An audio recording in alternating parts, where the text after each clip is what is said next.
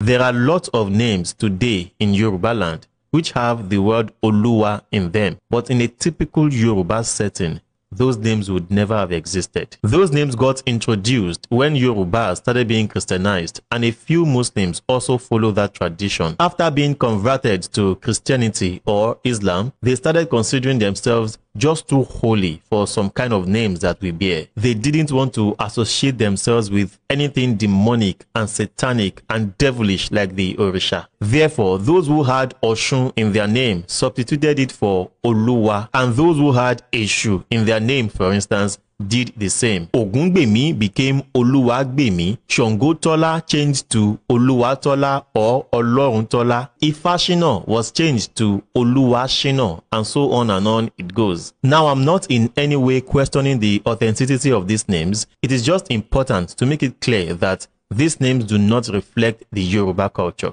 In fact, they do quite the direct opposite of that, because the Oluwa in those names is supposed to refer to Jesus, who Christians also believe is God. In the Hebrew culture, they believe that they can honor their God by including their God's name in their own names. And that is why they've got names like Joel, Daniel, Emmanuel, Yeshua, and what have you. But in Yoruba culture, the reverse is the case. The name of Olodumare must not be found in the name of man. Olodumare in the Yoruba worldview is so great that we can't approach him directly. That is why we've got the Orisha. Edumare is accessed through the Orisha, and so it is the names of those Orisha that we include in our own names, which is evident in names like Shorunke, Falano, Famakin, Omishakin, Eshubumi, Omisore, Oshunde, and so on and so forth. Olu in a Yoruba person's name doesn't refer to God. It doesn't refer to Olodumare.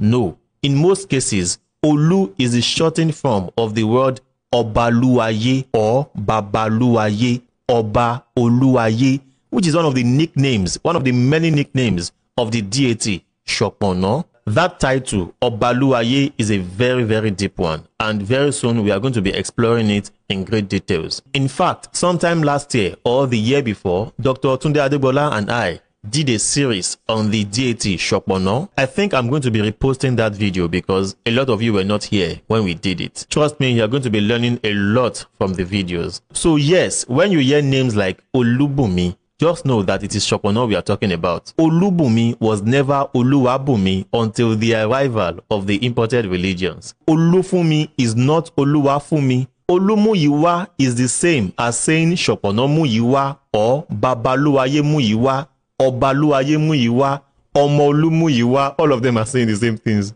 Even Finyifolu is not Finyifoluwa. It shock you, Abi?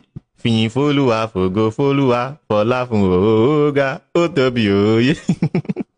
And the same thing applies to Olufunke, Olushola, Olutobi. But what about Olumide and Kumolu? Those ones are not talking about Shopono. So, what do they mean?